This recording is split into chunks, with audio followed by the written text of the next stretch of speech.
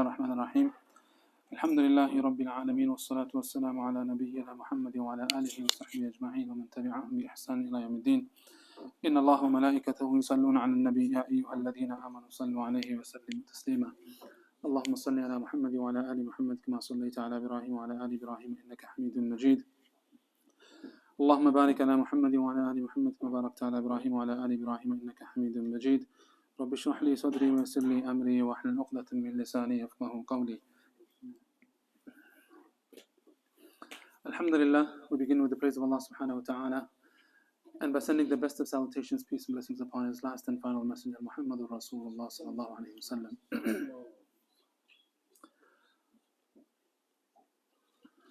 Speaking about a'mal salihah, virtuous deeds, good actions. Not only do they make our life better, but they could very likely make the life of our future and coming generations better as well. Once again, the good deeds that we perform, that we are able to do by the will and permission of Allah subhanahu wa ta'ala, without a doubt, not only inshallah will these actions bring in goodness for us, but they will roll over to the coming generations as well, meaning to our children. Subhanallah. Think of it this way. A person who's known to be a well-established, successful businessman,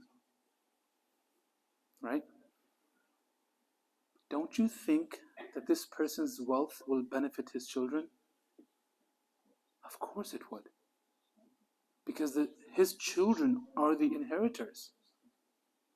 How could it be that a person who's a millionaire or billionaire, but his very own children are living below poverty line? It doesn't add up. Of course, the immediate family to benefit from this man's wealth would be the immediate family, would be his very own children. Subhanallah, in Islam, under the scope of Iman, we feel the same way, but even when it comes to our a'mal salihah, our good actions.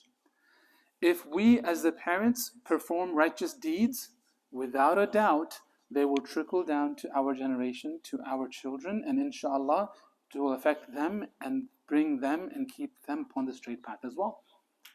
And this is proven within the Quran. Surah Al-Kahf, the story of Khidr alayhi salatu wassalam. You all know it. In brief, وَأَمَّا الْجِدَارُ فَكَانَ لِغُلَامَيْنِ يَتِيمَيْنِ في المدينة وكان تحت كنز لهما وكان أبوهما صالحا وكان أبوهما صالحا. So how there was treasure buried underneath, and Khidr alayhi salatu wasalam went out to make sure that he would straighten the wall so that it doesn't fall. And in case if it falls, the children, the very inheritors who were still young to reap the benefit of this buried wealth, Khidr alayhi salatu wasalam, by the command of Allah, went and straightened the wall so that in due time, when the very children grow up and become men of strength, they can benefit from the very treasure their parents or their parents left behind. And the very parents, وَكَانَ أَبُوهُمَا صَالِحًا, they were righteous parents. So subhanallah, in that portion of the story, we come to realize that because the parents were righteous, the benefit will trickle down to the children as well. In both worldly aspect as well as in the term of our faith and religion. Now subhanallah, that is clear as day.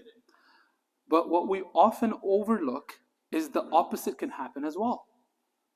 If parents get involved into certain evil and certain sins and certain vice, it could possibly affect their children as well.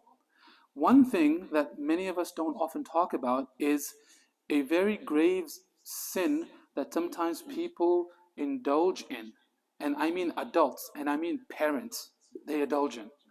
And the consequence of them falling into this sin is so grave that their very children will become people who would be deprived from the knowledge or from the deen of Allah subhanahu wa ta'ala. Think about it for a moment. That's a heavy statement. That a parent does something in their life, because of that, his or her children will become deprived from the deen of Allah. Now, pause here for a moment and allow me to take you some time back into the agenda of the devil, and how, subhanallah, how this agenda came into fruition, and how it picked up so much of momentum, and it was basically part of society not so long ago. And even today, it's still there, but under a different shape or form or a different slogan. This very sin that people became involved in, or that the devil tricked the people to fall in, was to start to vilify, to speak ill, and to discredit the ulama. What did Shaitan do? He degraded, discredited, and tried his utmost to sever this tie, this connection that the friends of Allah, the ulama, the learned people had between them and the public. And slowly but surely, over a course of years, it became very clear as to certain terms, certain, subhanAllah, statements that were uttered. You knew by default that, oh, it's a very condescending statement to make. Some of you speak Urdu, right? I think all of you do nearly. SubhanAllah, when you think, just be neutral in your stance.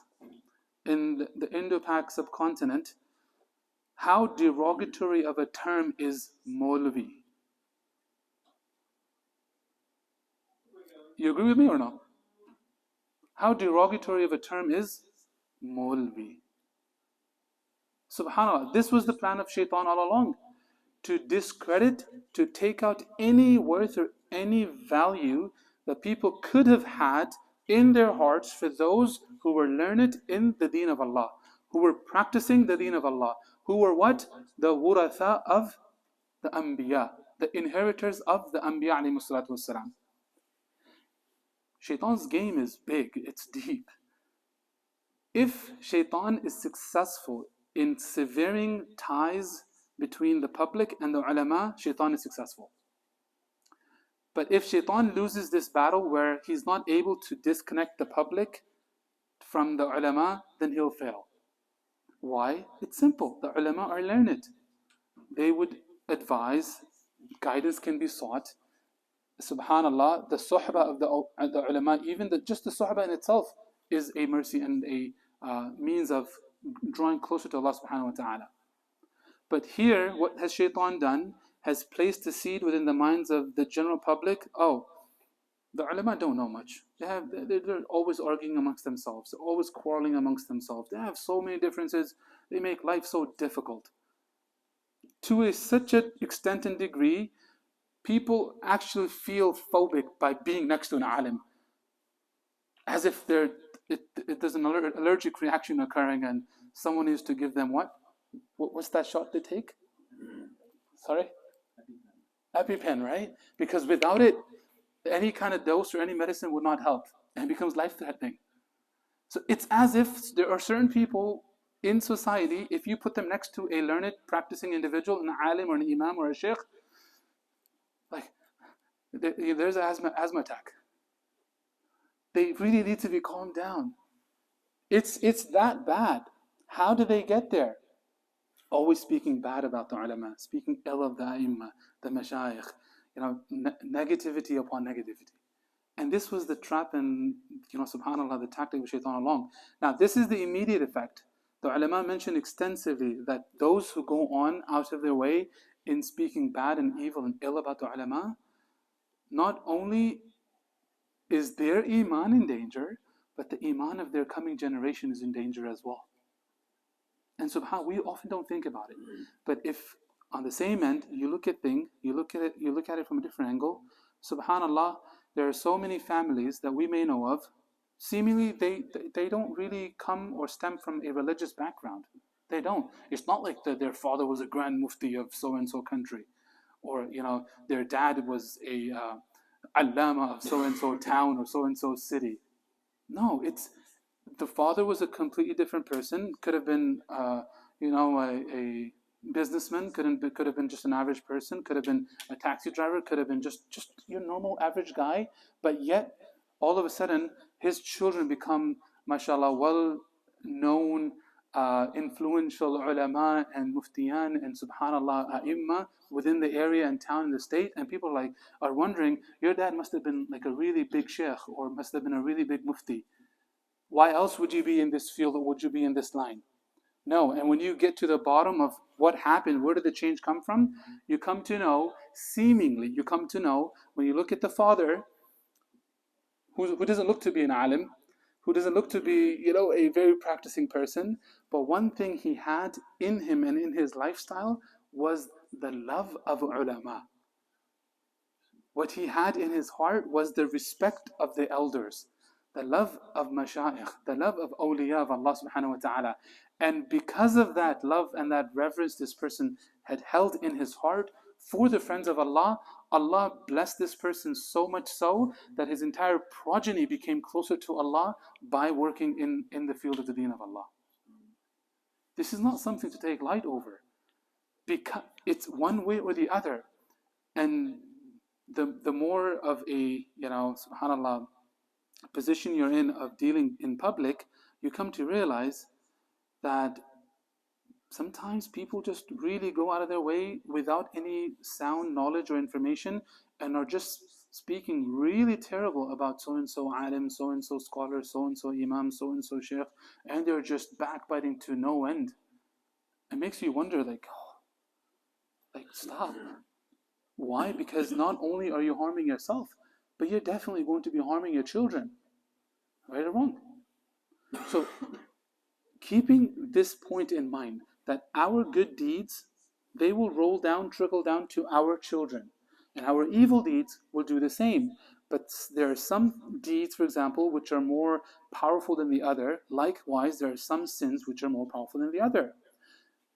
Try your best, try your at best, that if at any given point you're in a crowd or you're speaking to someone who may start to speak bad or ill of a person who is a man of the deen of Allah, meaning he is a learned individual, he's an imam, he's a sheikh, he's an alim, whoever he may be, stop the person right there and then.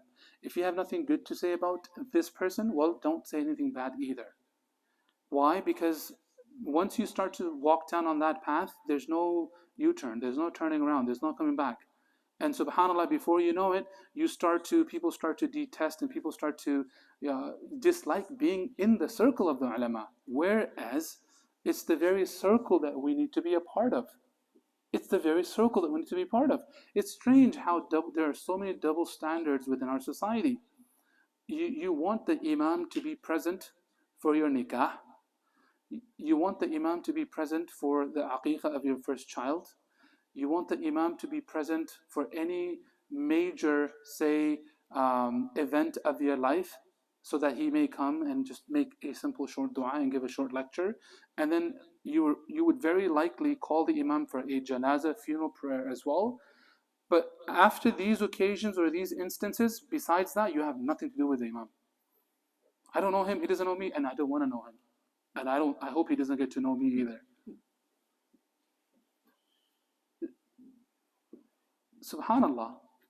Whereas the imam should be so close to you and to your family and to your children that at any given point when something arises which is unpleasant or which becomes a cause of a rift or a dispute or something of uncertainty, the imam should be that go-to place for consultation. And then above that, one thing that I'm trying to tell everyone here is, please be willing to listen to the advice of your imam, of your sheikh or the alim that you've gone to. Be willing to implement and listen to the very advice that he's giving. SubhanAllah, our mindset and approach has become, I'll go to someone to seek consultation or to consult about something with someone, but then deep down in my mind, I already know what I'm going to do. Whether the imam tells me do it or you don't, I've made up my mind. You're not changing my mind about it. It's just I'll just go and fill this formality that I went and asked, but we're never going to abide by the advice of the learned person. Subhanallah, all of these things play a major role in shaping our life and in shaping the life of our children.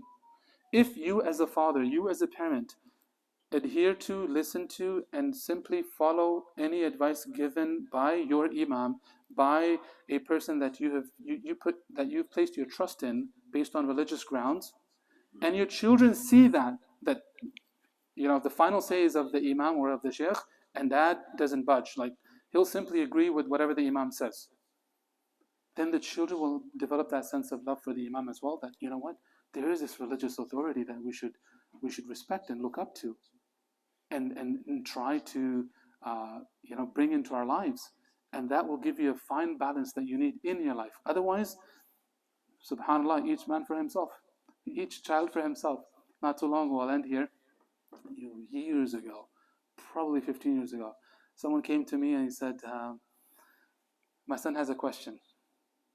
I said, okay, what's that? So before the son asked the question, the dad told me, he said, he wants something, and I told him that if the imam says it's okay for you to have it, then I'll buy it for you. If the imam says no, then I'm not going to get it for you. So he's here to ask if he can buy what he's about to ask. So he asked me, he said, can I buy that? I looked at the dad and I'm like wondering, whose side do I take? Because the dad clearly doesn't want the son to get what he's asking. And me, at the moment, I thought, hopefully there isn't more harm. I mean, there'll be some benefit in letting him have this, so that you kind of incentivize, and in the process, have him do more of his, say, studies or education, and be a better, child in general. But subhanallah, it stuck to me that the father, even though the father disagreed with his son about purchasing what the son wanted, but yet the father said, okay, fine, fair enough, I'll be neutral. We're going to go to the imam, talk to him. If the imam says, yes, you can buy it, I'll agree to what he says and I'll get it for you. But if the imam refuses, I'm sorry, I'm not getting it. So regardless of what it was, but you see the level of the father's approach, that he was willing to simply do what the imam would agree on. How many of us today would be willing to go to that extent? Like, well, the imam doesn't know much. I'm the man of the house, or I'm the dad. I'm just going to do what I'm going to do. Subhanallah, there's a lot to mention on this aspect, but either way, keeping in mind, do not speak evil, do not speak ill about the ulama. Just keep quiet. Of course, we're living in times of fitan. You'll hear discussions, you'll hear things, you'll hear gossips. We're not in a position to be commenting. Why? You comment today, tomorrow you'll be part of that gossip as well. And gossip, subhanAllah, it's strange. It spreads like wildfire. It goes on and on. And at the end of the day, it'll do more harm to you than anyone else, or even the person that you're speaking bad about. And ultimately, for us, what is it that we need to do? We need to be cautious and protective of our iman and of the iman of our children. We know we're full of blemishes. We have enough faults already within us. So who are we to try to take out a fault of someone else, especially a person who is an alim? At the end of the day, he's a human being as well. I'm sorry, I'll end here, inshallah, speaking about how the ulama, how close they are to Allah subhanahu wa ta'ala, and how dear they are to Allah subhanahu wa ta'ala. The friends of Allah subhanahu wa ta'ala, how Allah treats them and how Allah keeps them at such an elevated place. I'm sure you already know this. There are, two instances within the Quran and Sunnah in which we come to find out that Allah will be willing to, or Allah announces and wages war against a person upon two occasions. First, the one who indulges or gets involved in riba. Second, the one who causes harm or discomfort to his friend. Okay? Subhanallah, it's meaningful. If we end up causing harm or discomfort or become a means of having someone become upset, and that person happens to be a friend of Allah, Allah is saying, I will go to war with you. I will fight you if you don't turn away or you don't stop doing what you're doing. And I'll end here, subhanallah. In Urdu, I'm sorry, Marna, can I say this in Urdu? It's a brief statement. The irony of it, and I'll explain in English as well. The irony of it. At one point, people used to say that if you enroll your child within an Islamic institution and allow him to become a hafiz al-Quran, an alim or a mufti, and let him go down that path, people would say, wo khaega kahan se? right? वो खाएगा कहाँ से? If you place him and you allow him to walk upon this path on the deen of Allah in pursuing Islamic education, Hafiz al-Quran, becoming an alim, becoming a mufti. The bottom line, he does that, where is he going to eat from? Allah subhanahu wa ta'ala proved and showed to the world where he would eat from to such a degree and level that the very people who used to say, wo khaega kahan se, now they say, kahan se khate hain? Like what? Like what does he do for a living? Seemingly, mashallah, it looks really well off. Seemingly, he's living the life. I mean, khate kahan se hai? Allah turned the tables. You questioned where this child would eat from. Now you're the very person wondering, man, like, you know, what do you do for a living? Subhanallah. This is what? The plan of Allah subhanahu wa ta'ala. Inshallah, let us just stay focused and commit to ourselves that whatever we do for the sake of Allah, and try not to fall into the traps of shaitan. Subhanakallahumma wa bihamdika ashhadu an la ilaha illa anta astaghfiruka wa atubu ilayk.